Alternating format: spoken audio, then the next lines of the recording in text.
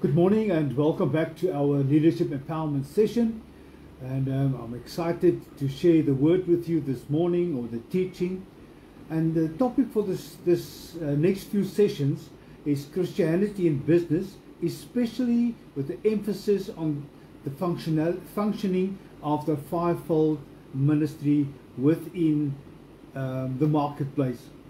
I've got a quote here from Prophet Shaun Blugger that says, "The first thing that you must do when you are a Christian businessman or woman, when you manage a kingdom-orientated business, is to bring your personal and business's finance in line with the biblical principles." What a profound statement to open this morning's session. We have been raised and trained in the church that whenever we have a calling or operating within the fivefold ministry, we have to do that within the confinements or the boundaries of the church, and we must do it full time. First of all, full-time ministry is not limited to the church.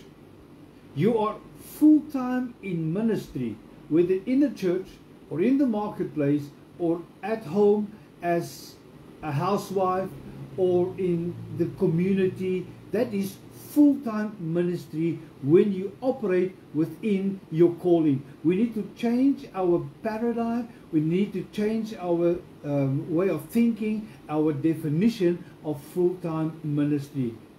To function within in the fivefold ministry, you don't need a pulpit. You don't need to quit your job. You don't need to leave your place of employment. You don't need to close down your business.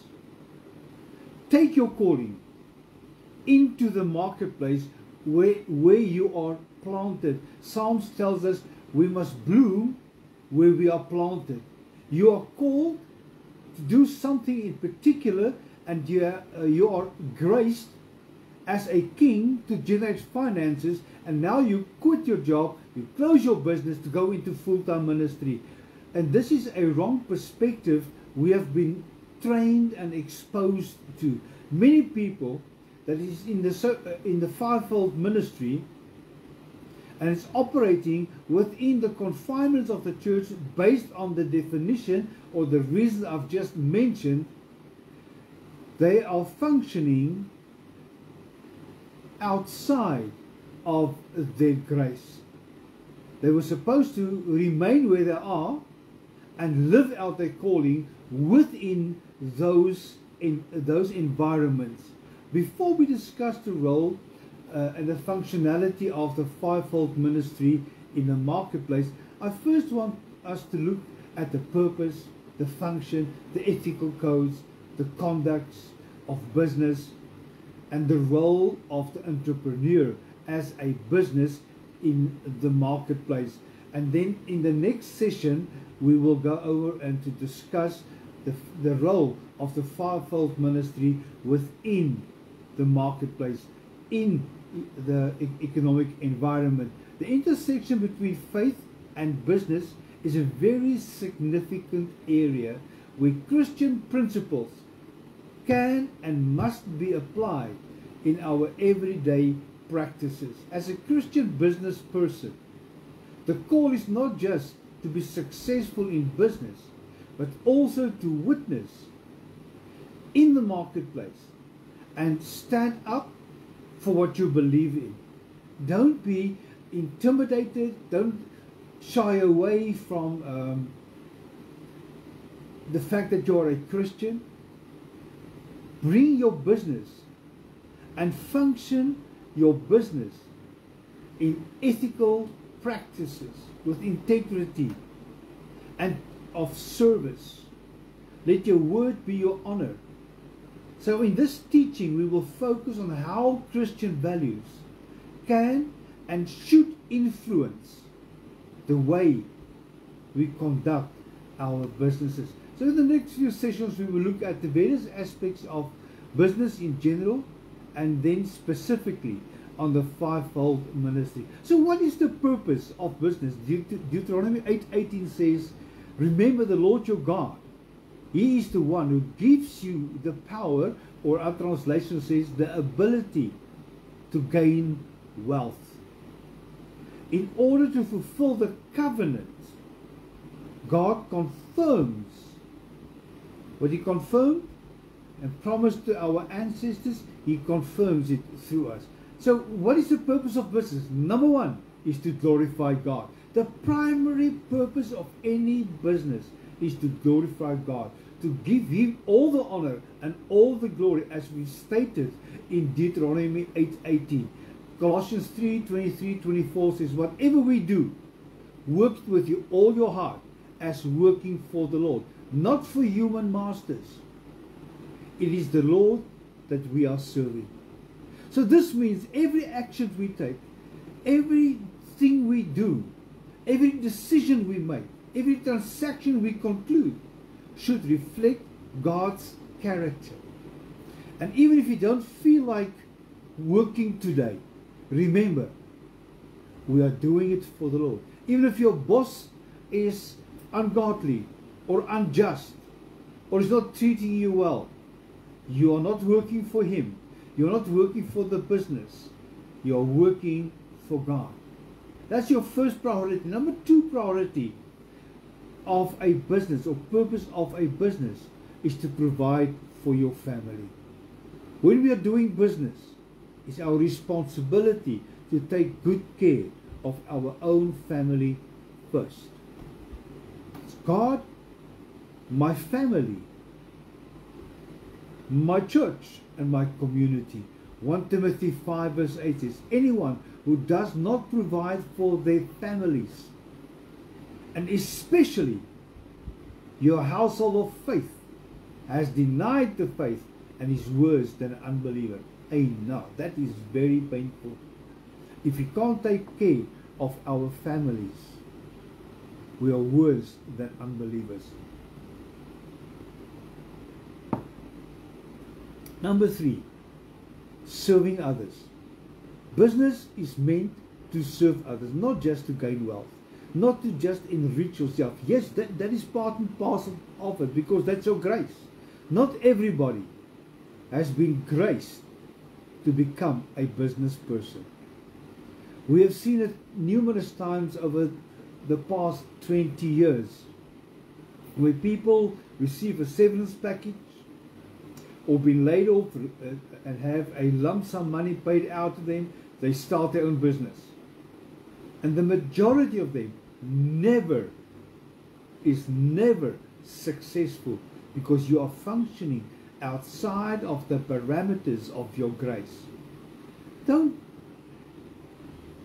just start your own business because you have money. Some of us are never called to be business owners. We are there to become pillars in another man's business and live out your life within that role and make that business successful. Because if the business is successful, you shall be successful. Good salaries shall follow you. Whatever product we do, whatever service we participate in, whatever place of employment we have, Mark 10:45 says, the Son of God doesn't come to be served, but to serve. If it's good enough for Christ to serve, why can't we serve? And we have seen that. Our people, once they get promoted or reach a certain level of seniority, they are losing their ability to serve. And Christian business people should see their business as a ministry to meet the needs of others. I know many will disagree with me on this, but it is important. Let us not just become reservoirs of God's glory and God's provision. Let us rather become conduits, channels of God's glory for those who are less fortunate than us. We shall not run out of money. Because once you take care of the orphans, the widows, and the fatherless, the aliens, God shall provide for us. The next one I want to just touch on. Leave a legacy for a future generation. John 15:16 says, I've called you to bear fruit, and fruit that keeps on bearing fruit. Then you shall ask anything in my name, and you shall receive it. In other words, we are called to leave a legacy, not just for our children, but for our children's children. Proverbs 13:22 says, a good man leaves what he owns for his children's children. In other words, whatever you leave for your children will outlast their life, so their children can inherit again. And that becomes a multi-generational blessing. From one generation to another, raising up millionaires. Deuteronomy 1 verse 8 says, look, I'm giving all this land to you. Go, occupy it, for it is the land the Lord swore to give to your ancestors, Abraham, Isaac, and Jacob, and to all their descendants. Let us live our life. Let us use our businesses. Let us use our places of employment to build up a legacy for our children and our children's children. So this blessing must also stretch further than just my own family. When we become a blessing to those who works for us, you've missed that. We must become a blessing to our employees. I remember I was being employed as a contractor for an organization here in South Africa, and every month when I received my my salary, so-called, the owner of that company will tell me, yes, your blessing. No, it's not my blessing, that's my salary. I've worked for it.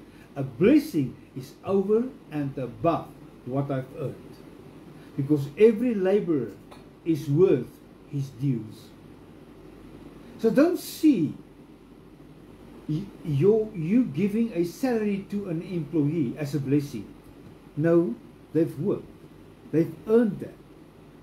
But we must become a blessing over and above salaries to our employees, to enable them to leave a legacy for their children. Don't just give them the bare minimum just to survive. If the law says this is the minimum, try to push the boundaries a little bit. We aren't supposed to just look after our own household. Not just our own business, but we must also look after the households of the employees that are working in our businesses. 2 Samuel 7:29 says, now be pleased to bless the house of your servant, that it may continue forever in your sight. For you, the sovereign Lord, have spoken, and with your blessings the house of your servant will be blessed forever. So it's not just something I say it's a good idea, it's scriptural. And as a Christian businessman, let us structure our life, our business, our mindset in accordance to what I've just said. And you shall walk in the favor of the Lord, and your business shall be blessed. God is giving to you a business. He has graced you as a business person to gain wealth for your family, for your business, to leave a legacy, to take care of those that are working for you. Those are the basic business principles, the purpose of every business. What are the ethical conduct or ethical principles in a business? Honesty and integrity. Proverbs 11 verse 1 says, the Lord detests dishonest scales, but accurate weights find favor with him. So as a businessman, we all must make money. This is why we are doing this. But what he talks about here is this unfair profit. A weight that is wrong. In other words, the weight we are using is heavier than it's supposed to be to get more money for the same work. Let us not become greedy. Let us be honest. Let our word be our honor. Business people are called to practice honest business with integrity, avoiding deceit, and upholding transparency in all our dealings. And we've heard this very often, that people will tell you, if you don't bribe officials, you won't get contracts. Once you give out a bribe, you have lost your authority to rule, to provide excellent finance. You shall have the contract, yes. You shall make money now, this contract. But you've lost your testimony. Don't give out bribes. The problem with a bribe is not the one that receives the bribe. It is the one that gives the bribe. Because if nobody gives bribes, nobody can receive bribes. And they cannot extort you for a bribe if nobody will bribe them. So don't look at officials and tell them they are wrong. We are wrong by bribing. I was at the border post here in South on the borders of South Africa, traveling to Malawi, and I'm not going to mention the country's name. And the border post official said I must pay him a certain amount of money as a bribe to shorten or quicken the process. I said, sorry, I'm not willing to pay a bribe. I would rather drive 1,000 kilometer detour, which would have cost me more than the bribe. But I will not bribe you. So I turned the car around, and as I was about to take off, he said, come through. If I bribed there, I will have to keep on bribing here, there and everywhere. So work with honesty, with integrity, with fairness and justice. Micah 6 verse 8 says, He has shown you, O mortal, what is good. And what does the Lord require of you? To act justly, to love mercy, and to walk humbly with your God. So, fairness and justice calls for us to act justly. Loving mercy. In business, this means treating our customers, our employees and our partners fairly and justly. Avoid exploitation and discrimination. Wow, it's words that echo, especially in our South African economy. Let our lives be fair. Let us not discriminate one against the other. Treat everybody equally. Yeah, but what about this? Don't worry about what the world is doing. You do the right things right. Daniel, Shadrach, Meshach, and Abednego, they were sold as slaves in a foreign country, but yet they did not compromise. They did not succumb to the peer pressure. In even facing death, Daniel in the lion's den, Shadrach, Meshach, and Abednego in the fiery furnace, they were not willing to sacrifice their principles, even if it cost them their death. Let us not sacrifice our character, our biblical principles, whatever we stand for the sake of money. Then we become just like the other one. Why then will the Lord give us then some favor and some grace? The next thing I want to touch on is stewardship. Managing our resources. Everything we have, everything we own, has been entrusted unto us by God. It's not because we are smart. We are graced. Where does grace come from? We have the ability to generate finances. Where does that ability come from? Deuteronomy 1:18. He gives us that ability. In business, this means we must manage our finances well.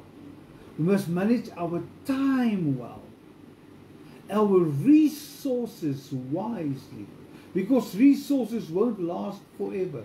It is not unlimited. Matthew 25 verse 14 to 30 talks about the parable of the talents. Use what you have. Increase it, multiply it. Don't be like the one servant that hid the money, and when the master came back, he praised the other two that increased their talents. And he came to the third one and he gave back what the master has given. The master has lost nothing. He got back exactly what he has given. But he didn't manage that resource wisely.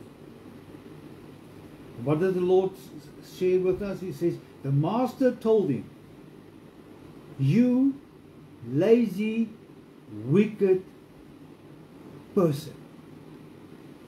If we don't manage our resources, if we don't manage our time, if we don't manage our finances wisely, we are wicked.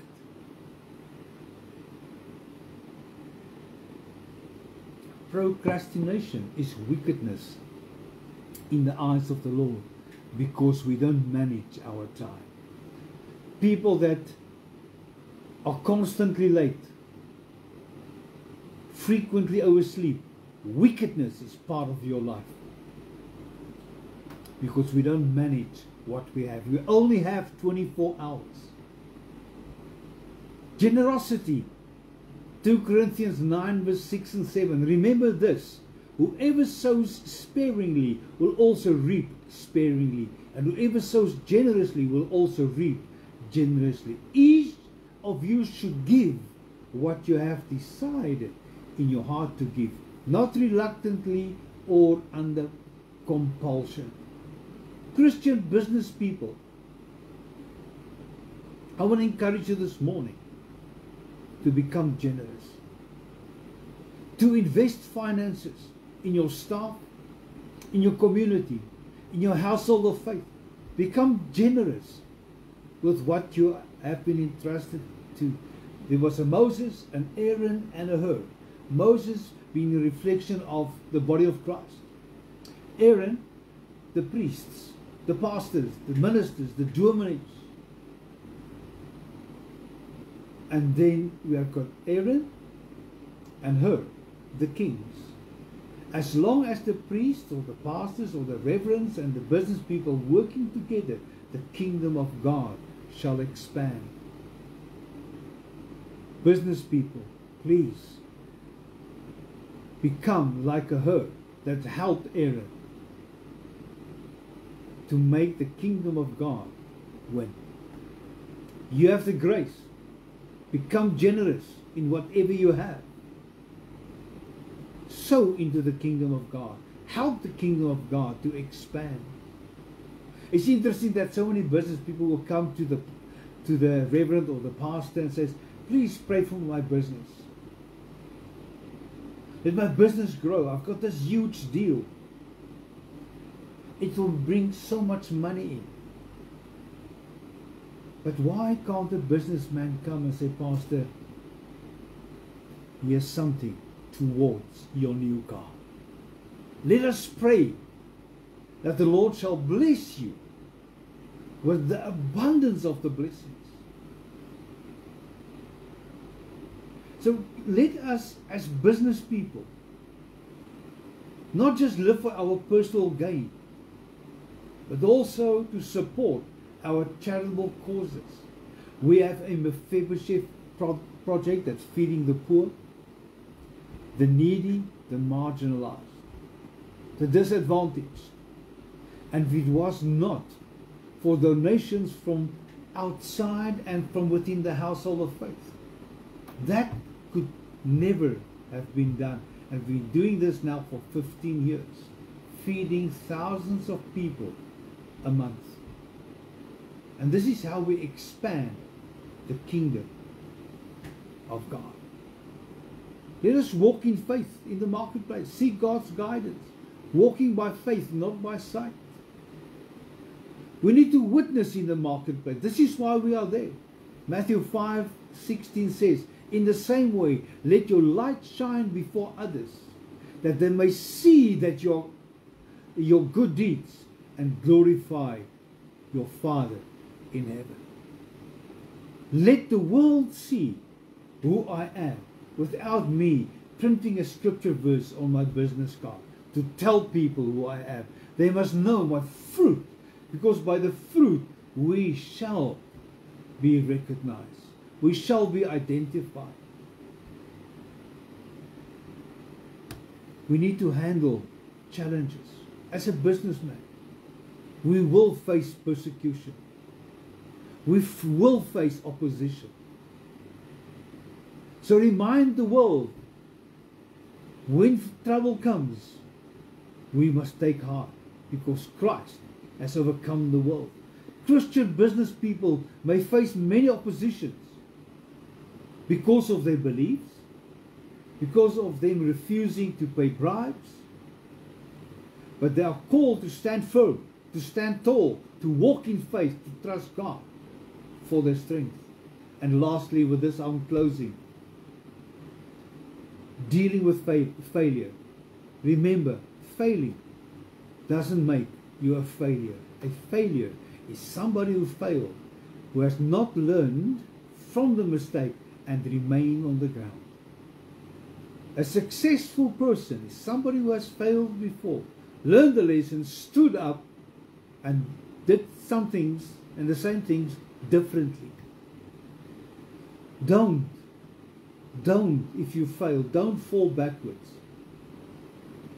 A good businessman, good businesswoman, a good Christian, his nose and his forehead and his chin will always be dirty, because they are failing forward. They've learned a lesson. At least you have gained that much ground. If you fail backwards, you've lost double where you would have been. If you're 6 foot tall, you fall forward, you've gained 6 foot. If you fall backwards, you've lost 12 foot. Fail forward. Deal with the failures. Romans 8:28 says, everything will work out for the good. Who trusts God and is doing His will. Christian business people should view failing or failures as an opportunity to grow and to learn. Trusting God that His purpose for our lives will be fulfilled. Thank you for joining in this morning, and please, you are welcome to share this video. It was from 1st of March. Facebook has changed their policies. Videos will be deleted after 30 days, so we can't go back on the videos that is currently on my Facebook page. You must watch it now, send it, forward it to your friends on your Facebook page. You can go to my YouTube channel and follow me there, subscribe. We also have a TikTok channel for all our leadership sessions. Subscribe, please, and share it with your friends. Encourage them to do that as well.